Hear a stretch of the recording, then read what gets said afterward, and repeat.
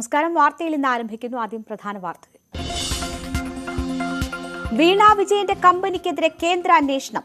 എക്സാലോജിക്കും കരിമണൽ കമ്പനിയുമായുള്ള ബന്ധം പരിശോധിക്കും. 4 മാസത്തിനകം റിപ്പോർട്ട് നൽകാൻ നിർദ്ദേശം. രാഷ്ട്രീയ പ്രേരിതമെന്ന് ഇ.പി. ജയരാജൻ. CPM BJP ധാരണയെന്ന് വി.ഡി. സതീശൻ. കേന്ദ്രത്തിനെതിരെ യോജിച്ച പ്രക്ഷോഭത്തിന് സർക്കാർ നീക്കം. പ്രതിപക്ഷ നേതാക്കളുമായി മുഖ്യമന്ത്രി ചർച്ച നടത്തും. കൂടിക്കാഴ്ച മറ്റന്നാൾ രാവിലെ 10-ന്. നേതൃത്വത്തെ വിമർശിച്ച് രാജ്മോഹൻ ഉണ്ണിത്താൻ. കെ സുധാകരന് പരിചയക്കുറവെന്ന് വിമർശനം. KPCC പ്രസിഡന്റാകാൻ യോഗ്യതയും ആഗ്രഹവുമുണ്ട്. കാസർഗോഡ് തന്നെ മത്സരിക്കും. ജോസ് കെ മാണിയെ തിരികെ കൊണ്ടുവരണമെന്നും രാജ്മോഹൻ ഉണ്ണിത്താൻ.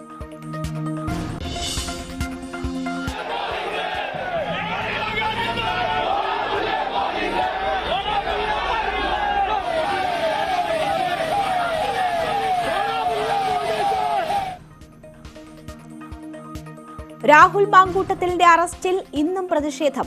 കൊച്ചി കമ്മീഷണർ ഓഫീസ് മാർച്ചിൽ സംഘർഷം. MV ഗോവിന്ദനെതിരെ 1 കോടി രൂപ നഷ്ടപരിഹാരം ആവശ്യപ്പെട്ട് രാഹുൽ മാങ്കൂട്ടത്തിലിന്റെ വക്കീൽ നോട്ടീസ്. മകരവിളക്കിനൊരുങ്ങി സന്നിധാനം. തിരുവാഭരണ ഘോഷയാത്ര പുറപ്പെട്ടു. സുരക്ഷാ ക്രമീകരണങ്ങൾ വിലയിരുത്തി DGP.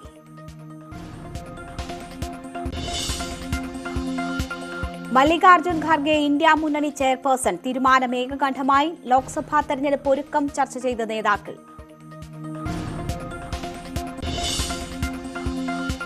പ്രാൺ പ്രതിഷ്ഠയ്ക്കായി അയോധ്യ. ഒരുക്കങ്ങൾ അവസാന ഘട്ടത്തിൽ. സമഗ്ര കവറേജുമായി News 18 കേരളം. സുരക്ഷ അതീവ ഗൗരവതരമായി തന്നെ കാണുന്ന ഒരു പശ്ചാത്തലമുണ്ട്. കാരണം ഞാൻ നിൽക്കുന്ന സ്ഥലത്തിന് അപ്പുറത്തേക്ക് നമുക്ക് പ്രവേശനം ക്യാമറകൾക്കോ അല്ലെങ്കിൽ വാച്ചുകൾ ധരിച്ചോ മതവിശ്വാസം വ്യക്തിപരമായ കാര്യമെന്ന് പ്രകാശ് രാജ്.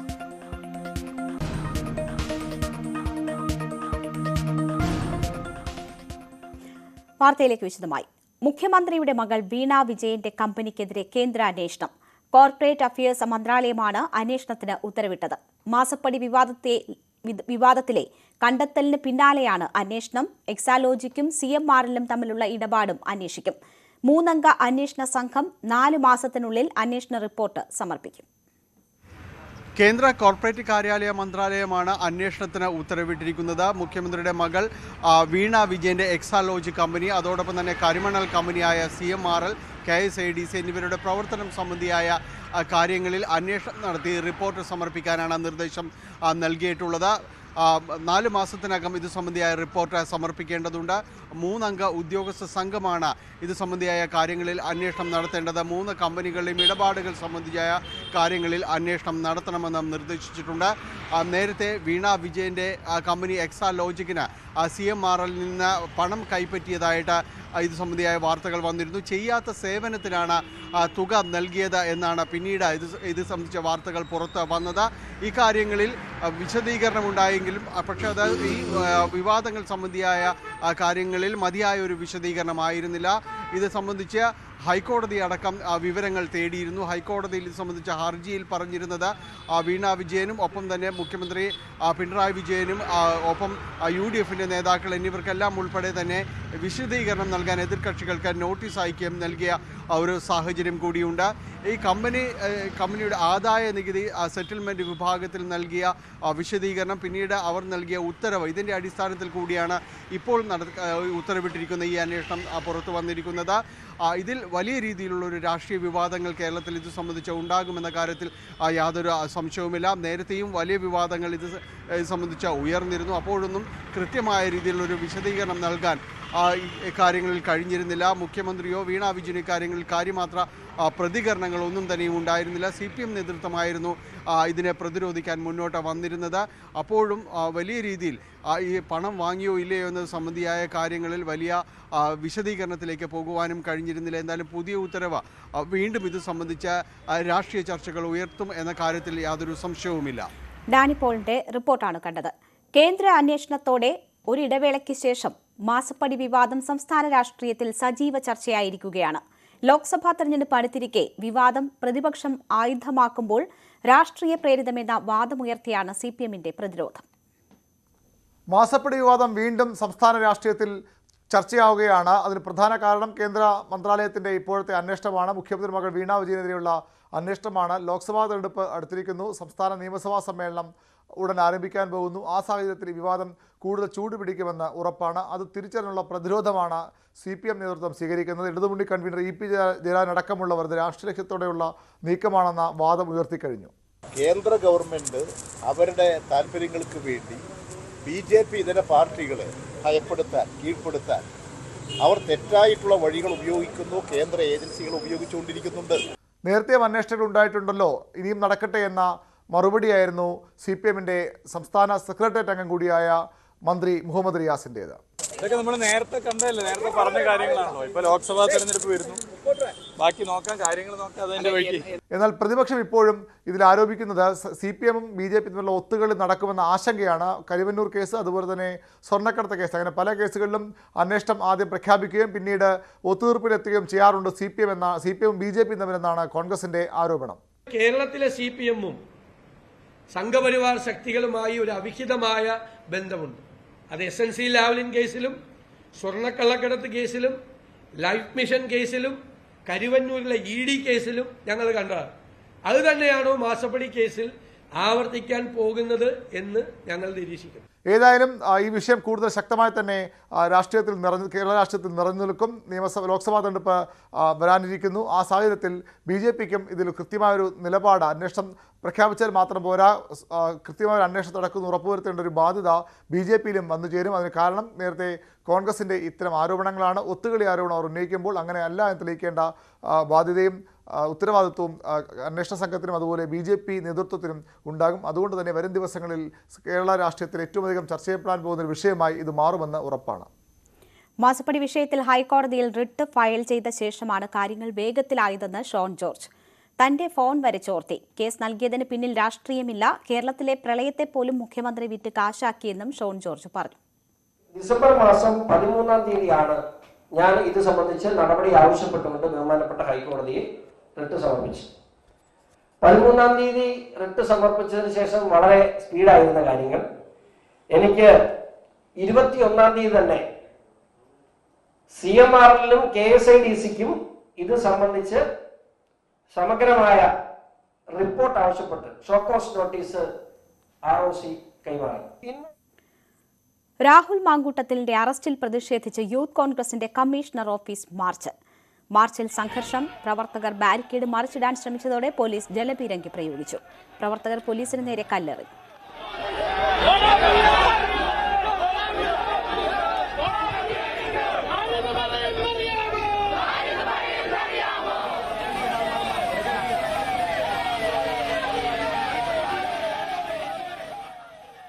പാലക്കാട് ജില്ലാ കമ്മിറ്റിയുടെ നേതൃത്വത്തിൽ യൂത്ത് കോൺഗ്രസ് പ്രവർത്തകർ SP ഓഫീസിലേക്കും പ്രതിഷേധ മാർച്ച് സംഘടിപ്പിച്ചു. ബാരിക്കേഡുകൾ തകർക്കാൻ ശ്രമിച്ചവരെ പോലീസ് അറസ്റ്റ് ചെയ്ത് നീക്കി.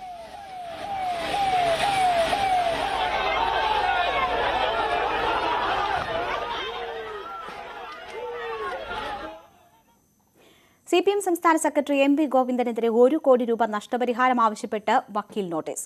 രാഹുൽ മാങ്കൂട്ടത്തിൽ വ്യാജ മെഡിക്കൽ സർട്ടിഫിക്കറ്റ് ആണ് ജാമ്യാപേക്ഷയിൽ സമർപ്പിച്ചത് എന്ന MV ഗോവിന്ദന്റെ പ്രസ്താവനയ്ക്കെതിരെയാണ് നിയമ നടപടി. CPM സംസ്ഥാന സെക്രട്ടറിയുടെ പ്രസ്താവന വ്യാജമാണ്. 7 ദിവസത്തിനകം വാർത്താസമ്മേളനം വിളിച്ച് പറഞ്ഞതിൽ ക്ഷമ ചോദിച്ചില്ലെങ്കിൽ ശക്തമായ നിയമ നടപടികൾ ഉണ്ടാകുമെന്ന് യൂത്ത് കോൺഗ്രസ് സംസ്ഥാന കമ്മിറ്റി അറിയിച്ചു. കേന്ദ്ര സർക്കാരിന്റെ അവഗണനയിൽ പ്രതിപക്ഷവുമായി ചർച്ച നടത്താൻ സർക്കാർ. മുഖ്യമന്ത്രിയാണ് ചർച്ച നടത്തുന്നത്. കേന്ദ്ര സർക്കാർ കേരളത്തോട് കാണിക്കുന്ന അവഗണനയും തെറ്റായ സമീപനങ്ങളും ചർച്ചയാകും. ജനുവരി 15-നാണ് ചർച്ച. പ്രതിപക്ഷ നേതാവ് VD സതീശൻ, PK കുഞ്ഞാലിക്കുട്ടി എന്നിവരുമായാണ് മുഖ്യമന്ത്രി സംസാരിക്കുക. KPCC പ്രസിഡന്റ് K സുധാകരന് പരിചയക്കുറവുണ്ടെന്ന K മുരളീധരന്റെ അഭിപ്രായത്തോട് യോജിച്ച് രാജ്മോഹൻ ഉണ്ണിത്താൻ. രാഷ്ട്രീയത്തിൽ അനുഭവ സമ്പത്ത് പ്രധാന ഘടകമാണ്.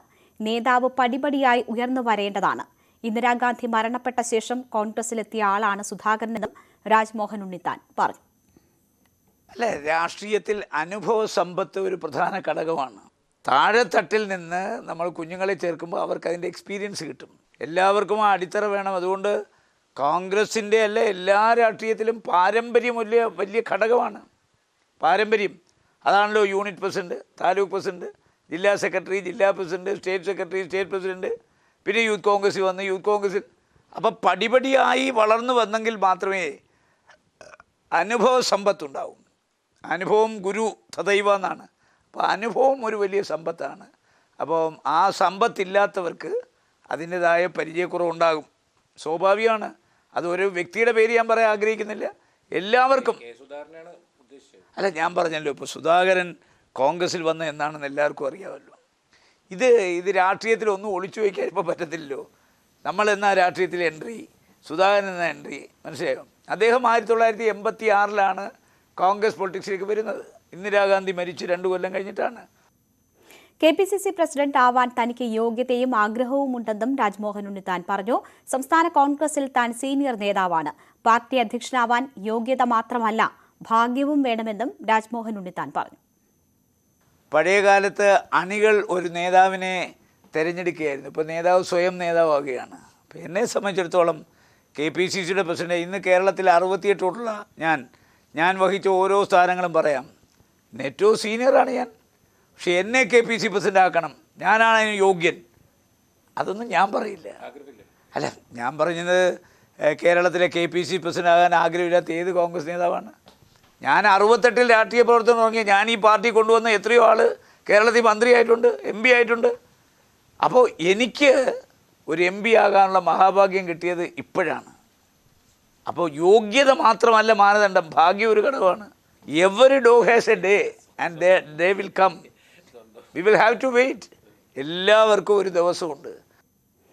കാസർഗോഡ് ഉൾപ്പെടെയുള്ള മണ്ഡലങ്ങളിൽ തിരിച്ചടിയുണ്ടാകുമെന്ന സുനിൽ കനഗോളുവിന്റെ റിപ്പോർട്ട് തള്ളി രാജ്മോഹൻ ഉണ്ണിത്താൻ.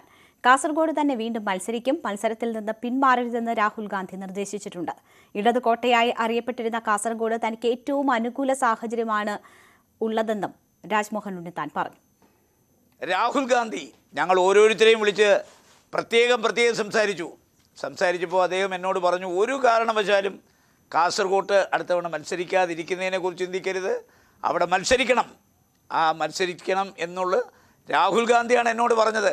കാസർഗോട്ട് 2024 ഞാൻ തന്നെയാണ് സ്ഥാനാർത്ഥി എന്ന് കോൺഗ്രസിൻ്റെ ഉന്നത വൃത്തങ്ങൾ പറഞ്ഞിട്ടുണ്ട്.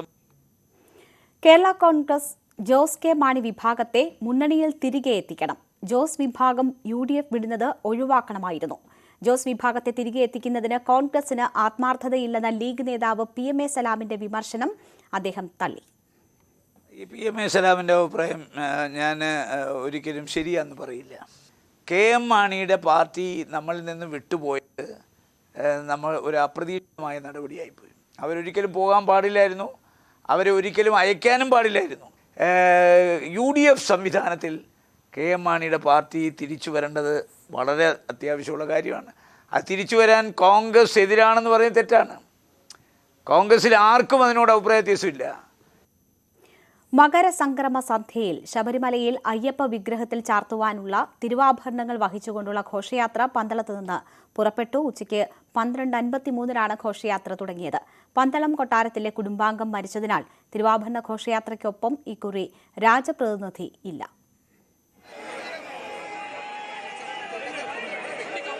രാവിലെ 7 മണിക്ക് ഭക്തർക്ക് ദർശനത്തിനായി തിരുവാഭരണ പേടകങ്ങൾ സ്രാമ്പിക്കൽ കൊട്ടാരത്തിൽ നിന്നും കൊട്ടാരത്തിന് സമീപമുള്ള പുത്തൻ മേടത്താഴിയിൽ താൽക്കാലികമായി ക്രമീകരിച്ച പന്തലിലേക്ക് മാറ്റി.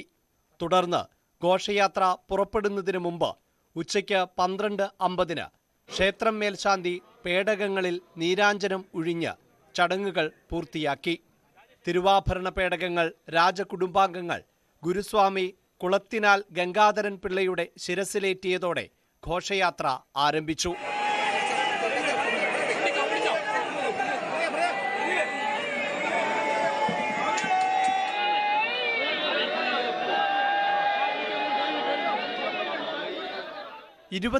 പേരാണ് തിരുവാഭരണങ്ങൾ വഹിച്ചുകൊണ്ടുള്ള സംഘത്തിലുള്ളത്. കൊട്ടാരത്തിലും ക്ഷേത്രത്തിലും രാജപ്രതിനിധിയുടെ സാന്നിധ്യത്തിൽ നടത്തേണ്ട ആചാരപരമായ ചടങ്ങുകൾ ഇത്തവണ ഉണ്ടായിരുന്നില്ല. പന്തളം കൊട്ടാരത്തിലെ കുടുംബാംഗത്തിന്റെ നിര്യാണത്തെ തുടർന്നാണ് ചടങ്ങുകൾ ഒഴിവാക്കിയത്. രാജപ്രതിനിധിയും ഘോഷയാത്രയിൽ പങ്കെടുക്കുന്നില്ല. പരമ്പരാഗത പാതയിലൂടെ കാൽനടയായി സഞ്ചരിക്കുന്ന സംഘം ആദ്യ ദിവസം അയിരൂർ പുതിയകാവ് ദേവീക്ഷേത്രത്തിലും രണ്ടാം ദിവസം ലാഹ വനം വകുപ്പ് സത്രത്തിലുമാണ് വിശ്രമിക്കുക. മൂന്നാം ദിവസം വൈകിട്ട് 5 മണിക്ക് സന്നിധാനത്ത് എത്തിച്ചേരും. ന്യൂസ് 18 പത്തനംതിട്ട. മകരവിളക്കിനുള്ള സുരക്ഷാ ക്രമീകരണങ്ങളുടെ ഭാഗമായി അടിയന്തര സാഹചര്യം നേരിടാൻ ഹെലികോപ്റ്റർ സേവനവും ഉറപ്പാക്കിയിട്ടുണ്ടെന്ന് സംസ്ഥാന പോലീസ് മേധാവി ഷെയ്ഖ് ദർവേഷ് സാഹിബ്.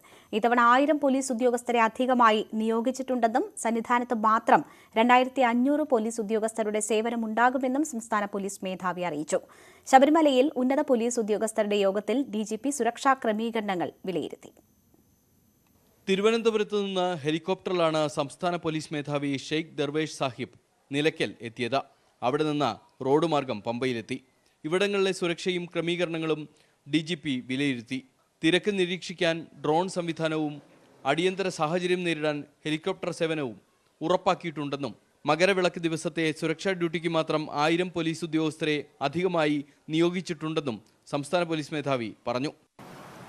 കഴിഞ്ഞ വർഷത്തിൻ്റെ ഏകദേശം 900 ആൾക്കാർ, അതിൽ 4 SP-മാർ, 19 DYSP-മാർ, 15 ഇൻസ്പെക്ടർമാരടക്കം 1000 പോലീസ് ഉദ്യോഗസ്ഥരെ കൂടുതലായിട്ട് വിന്യസിക്കാൻ പോവുകയാണ്. അത് മാത്രമല്ല, ഇവിടുത്തെ സുരക്ഷ ഉറപ്പാക്കാൻ വേണ്ടി ഡ്രോൺ സംവിധാനം, പിന്നെ ഹെലികോപ്റ്റർ സർവൈലൻസും കൂടി വെച്ചിട്ടുണ്ട്. ഇതിൻ്റെ പുറമെ CCTV ക്യാമറ സർവൈലൻസും കൂടാതെ നമ്മളെ BDDS യൂണിറ്റിൻ്റെ സെക്യൂരിറ്റി ചെക്കിംഗ് ഒക്കെ ഉണ്ടാവുന്നതാണ്. സന്നിധാനത്ത് DGPയുടെ അധ്യക്ഷതയിൽ പോലീസ് ഉദ്യോഗസ്ഥരുടെ യോഗവും ചേർന്നു. സന്നിധാനത്തെത്തി തന്ത്രിയെയും മേൽശാന്തിയെയും കണ്ടതിനു ശേഷം ക്ഷേത്ര ദർശനവും കഴിഞ്ഞാണ് DGP മടങ്ങിയത്. ന്യൂസ് 18 സന്നിധാനം. ഇടവേള.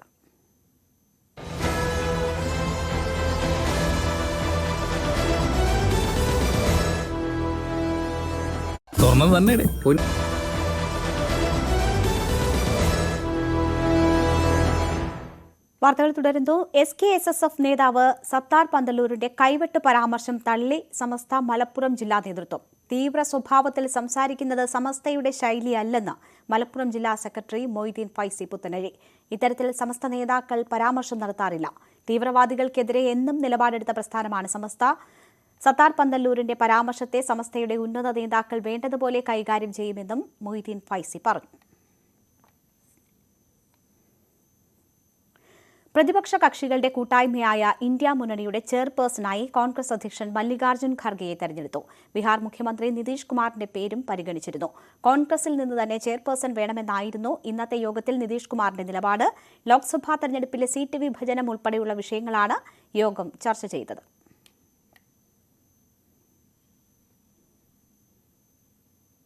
അയോധ്യ ഒരുങ്ങുന്നു.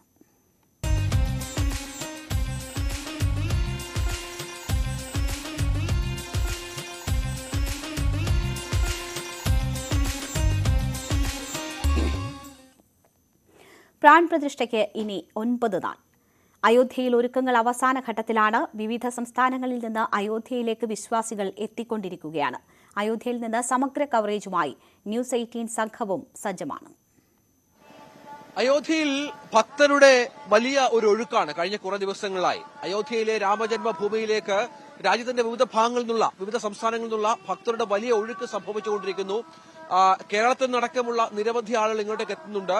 ഇപ്പോഴത്തെ കണക്കനുസരിച്ച് ദിനംപ്രതി ഒരു 20,000-ത്തിനടുത്ത് 20,000-ത്തിനും 30,000-ത്തിനും അടുത്തുള്ള ഭക്തർ അങ്ങോട്ടേക്ക് എത്തുന്നു എന്നുള്ള കണക്ക് സുരക്ഷാ ഉദ്യോഗസ്ഥർ പുറത്തുവിടുന്നുണ്ട്. അതനുസരിച്ചുള്ള സംവിധാനങ്ങൾ ഒരുക്കുകയാണ്. അവിടെ വലിയ സുരക്ഷയിലാണ് ആളുകളെ അകത്തേക്ക് കയറ്റിവിടുന്നത്. ഒരു പോയിന്റ് കഴിഞ്ഞാൽ പിന്നെ മൊബൈൽ ഫോണുകളും മറ്റും അനുവദനീയമല്ല. വസ്ത്രധാരണത്തിൽ പോലുമുള്ള ചില പ്രത്യേകതകൾ അവർ അത്തരത്തിൽ സൂക്ഷിക്കണം എന്ന് ആവശ്യപ്പെടുന്നുണ്ട്. അങ്ങനെ വലിയ സുരക്ഷാ പരിശോധനകൾക്ക് ശേഷമാണ് അയോധ്യയിലേക്ക് എത്തുന്ന ഭക്തർക്ക് അങ്ങോട്ടേക്ക് കടന്നു പോകാൻ സാധിക്കുക.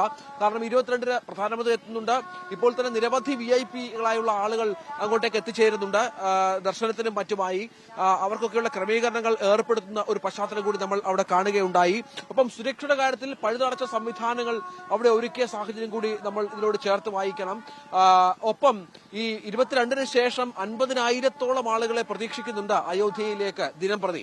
ഈ 50,000 പേർ എന്ന് പറയുമ്പോൾ മാസം അത് 15 ലക്ഷം ആളുകളെങ്കിലും അയോധ്യയിലെത്തി മടങ്ങുമെന്ന് പ്രതീക്ഷിക്കുകയാണ്. അയോധ്യ വലിയ നഗരമാണ്. പക്ഷെ നേരത്തെ അടിസ്ഥാന സൗകര്യത്തിന്റെ കാര്യത്തിലൊക്കെ അയോധ്യ വളരെ പിന്നോക്കമായിരുന്നു. പക്ഷേ ഇപ്പോൾ കഴിഞ്ഞ 2 വർഷമായി വലിയ നിർമ്മാണ പ്രവർത്തനങ്ങൾ അവിടെ നടക്കുന്നത് നമ്മൾ കാണുന്നുണ്ട്. ഈ നിർമ്മാണ പ്രവർത്തനങ്ങൾ പൂർണ്ണമായും പൂർത്തിയാക്കണം എന്നുണ്ടെങ്കിൽ ഒരു 3 വർഷമെങ്കിലും പിടിക്കും. കാരണം അയോധ്യ ക്ഷേത്ര നിർമ്മാണം പോലും അതിന്റെ 1ാം ഘട്ടം പൂർത്തിയായതിനു ശേഷമാണ് ഉദ്ഘാടനത്തിൽ ഒടുങ്ങുന്നത്. അതിന്റെ മറ്റു ഘട്ടങ്ങൾ 3 നില അമ്പലമാണ്, നമുക്ക് ക്ഷേത്രമാണ്, അതിൽ 1 നില മാത്രമാണ് പൂർത്തിയാകുന്നത്. മറ്റു നിർമ്മാണ പ്രവർത്തനങ്ങൾ തുടരും എന്ന് വളരെ കൃത്യമായി തന്നെ ക്ഷേത്ര ട്രസ്റ്റ് അറിയിച്ചിട്ടുണ്ട്. അതിനുള്ള ക്രമീകരണങ്ങളും നടന്നു വരുന്നുണ്ട്. അയോധ്യയിൽ നമ്മൾ കാണുന്നതിന് പ്രധാന കാഴ്ച ഇപ്പോൾ മുക്കിലും മൂലയിലും നിർമ്മാണ പ്രവർത്തനങ്ങളാണ്, ഒപ്പം ശുചീകരണവുമാണ്. വലിയ വൃത്തിയുള്ള ഒരു നഗരമായി അയോധ്യയെ ഇതിനകം മാറ്റിക്കഴിഞ്ഞു. ഇവിടെ നമ്മൾ ഈ നാട്ടുകാരോടൊക്കെ സംസാരിക്കുമ്പോൾ അവർ പറയുന്നുണ്ട് ഇത് വൃത്തിയുടെ കാര്യത്തിലൊക്കെ ഒരുപാട് ശ്രദ്ധ ഇപ്പോൾ പുലർത്തുന്നുണ്ട്. കാരണം ലക്ഷക്കണക്കിന് തീർത്ഥാടകർ എത്തി മടങ്ങുന്ന ഒരു സ്ഥലം കൂടിയായി അയോധ്യ മാറുന്ന ഒരു പശ്ചാത്തലത്തിൽ അങ്ങനെ എല്ലാ ക്രമീകരണങ്ങളും അതിന്റെ അന്തിമഘട്ടത്തിലാണ് അയോധ്യയിൽ എന്ന് വേണം മനസ്സിലാക്കാൻ. അവിടെ ഒരുപാട് തരത്തിലുള്ള പുതിയ സംവിധാനങ്ങൾ വരുന്നുണ്ട്. പുതിയ ഹോട്ടലുകൾ വരുന്നു. പുതിയ റോഡുകൾ നിർമ്മാണം പൂർത്തിയായി വരുന്നു. ഒപ്പം ഇന്ന് നമ്മുടെ പ്രത്യേകത, പ്രധാനമന്ത്രി തന്റെ അയോധ്യ സന്ദർശനവുമായി ബന്ധപ്പെട്ട് വൈകാരികമായ ചില കാര്യങ്ങൾ പങ്കുവച്ചിട്ടുണ്ട്. അതിലൊന്ന് എന്ന് പറയുന്നത് അദ്ദേഹത്തിന്റെ വലിയ ഒരു മഹാഭാഗ്യത്തെക്കുറിച്ച് ഓർമ്മിപ്പിച്ചിട്ടാണ്.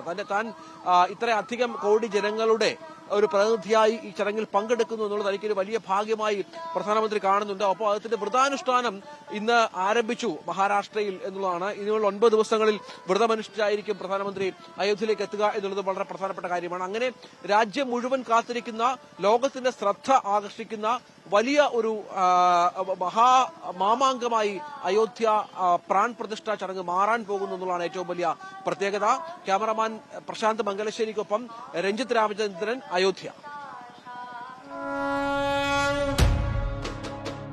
സ്വപ്ന സാഫല്യത്തിനായി രാമജന്മഭൂമി ഒരുങ്ങുന്നു.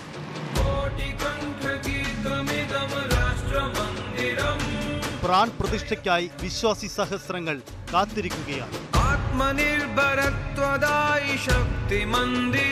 രാമനാമം ചൊല്ലി നാടും നഗരവും മുഴുവൻ അയോധ്യയിലേക്ക്.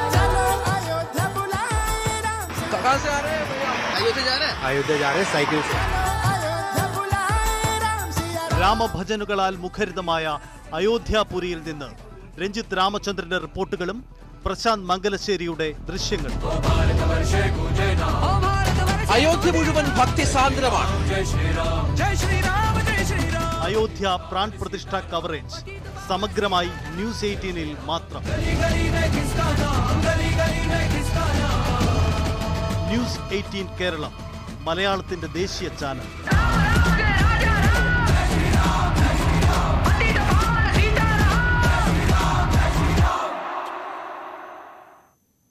ഇന്നത്തെ സ്വർണം വെള്ളി നിരക്കുകൾ. കവിത ഗോൾഡ് ആൻഡ് ഡയമണ്ട്സ് ഇന്നത്തെ സ്വർണം വെള്ളി നിരക്കുകൾ നിങ്ങൾക്കായി സമർപ്പിക്കുന്നത്. വലിയ സ്വപ്നങ്ങൾ, വലിയ സന്തോഷങ്ങൾ, വലിയ collection. Kavitha gold and diamonds. സ്വർണം 22 ക്യാരറ്റ് ഗ്രാമിന് 5775 രൂപ, പവന് 46,200 രൂപ. സ്വർണം 18 ക്യാരറ്റ് ഗ്രാമിന് 4800 രൂപ, പവന് 38,400 രൂപ. വെള്ളി ഗ്രാമിന് 78 രൂപ, കിലോയ്ക്ക് 78,000 രൂപ. കവിത ഗോൾഡ് ആൻഡ് ഡയമണ്ട്സ് ഇന്നത്തെ സ്വർണം വെള്ളി നിരക്കുകൾ നിങ്ങൾക്കായി സമർപ്പിക്കുന്നത്. വലിയ സ്വപ്നങ്ങൾ, വലിയ സന്തോഷങ്ങൾ, വലിയ collection. Kavitha gold and diamonds. വാർത്തയിൽ ഇന്ന് പൂർണ്ണമാകുന്നു. നമസ്കാരം.